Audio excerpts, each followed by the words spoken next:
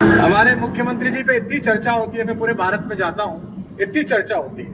लोग कहते हैं वे तो संत हैं, वे तो पीठाधीश्वर हैं और शासन, और हमारे यहाँ जो घटनाएं होती रहती हैं, अपराध मुक्त जो प्रदेश हुआ, तो मैंने लोगों से कहा कि देखो संतों का काम ही होता है, दो प्रकार के संत हैं। एक संत वो हैं जिनसे सज्जन व्यक्ति मिलता है और मिलते ही मोक्ष को प्राप्त करता है। एक हमारे महाराज जी, दुष्ट व्यक्ति दिखता है, मिलता है और फिर मोक्ष को प्राप्त करता है। दोनों प्रकार से साधन संपन्न है।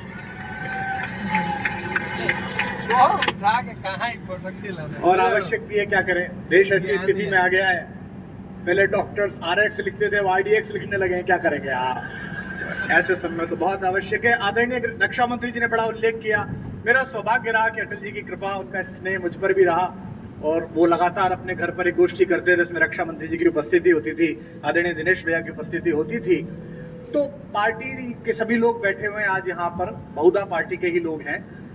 तो तीन प्रकार की पीढ़ियां पार्टी में आ गई हैं। अटल जी की पीढ़ी थी जिसमें आदरणीय अडवाणी जी, जोशी जी, वो एक पीढ़ी थी। फिर आदरणीय रक्षा मंत्री जी की, प्रधानमंत्री जी की एक पीढ़ी आई। अब एक तीसरी पीढ़ी हमारे यशस्वी मुख्यमंत्री जी की, देवेंद्र फडणवीस जी की। तीन पीढ़ियां लगातार काम कर रही हैं और तीनों के दृष्टिकोण में अंतर है। अटल जी कहते थे कि आपके घर पर कोई कूड़ा फेंके तो आप स्वयं साफ कर दो। मोदी जी की, राजनाथ जी की पीढ़ी कहती है कि आपके घर पे कूड़ा फेंके तो आप उससे ही साफ कराओ। और मुख्यमंत्री जी की पीढ़ी कहती है कि आपके घर पर कोई कूड़ा फेंके तो आप कूड़े को भी साफ करो। आप में से कुछ कम लोग समझे, इसके लिए मैं आपका आभारी हूं। समय की मर्यादा है, सीमा है।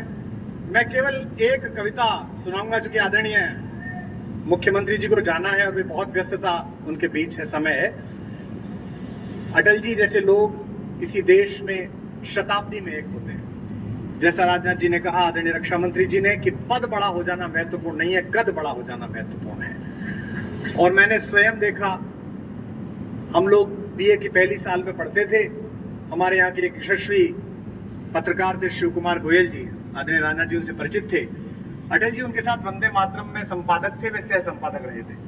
हमने एक कवि सम्मेलन कराया, एक कार्यक्रम कराया, सृजन महोत्सव, और हमने उनसे कहा कि अटल जी को बुलवा दीजिए। अटल जी उस समय विपक्ष में थे, उस बार चुनाव नहीं जीत पाए थे। तो हमने बुलाने के लिए गए और वो आ गए, और हम उस कार्यक्रम को संपन्न करने के लिए कहीं से धन जुटा रहे थे। तो नगर के एक उद्योगपति जो साड़ी का काम करते थे, उस जमाने में हम उनसे 501 रुपया लेके आए। तो जो 501 जिसने दिया था, उसने कहा कि मैं भाषण दूंगा।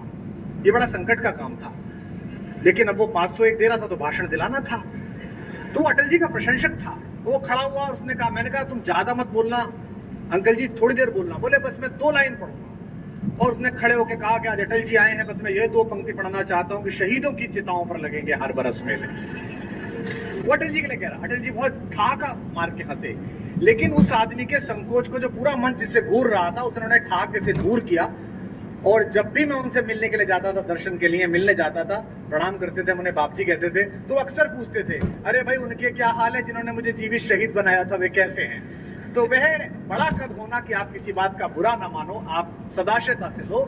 लखनऊ वालों, आपका सौभाग्य है, आपके संसदीय क्षेत्र का सौभाग्य है कि यहाँ से अटल बिहारी वाजपेयी जैसे कीर्ति पुरुष ने संसद में शोभा बढ़ाई।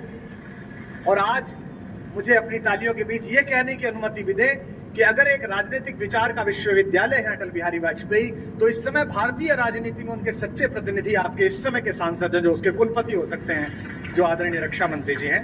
मैं एक कविता सुनाकर अपना स्थान लूंगा। आप बहुत दूर से आए हैं, मैं क्या करूं, घर जाऊं तुम्हारे? मतलब हद हो गई, ऐसा ही बुलाने वाला ऐसे ही आने वाले।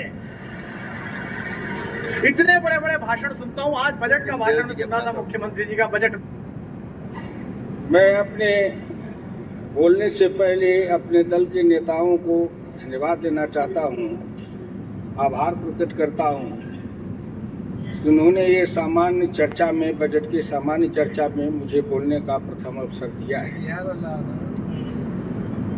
शहर से ही मैं गांव का किसान हूं। गांव में पैदा लिया, गांव में पला, गांव में बढ़ा।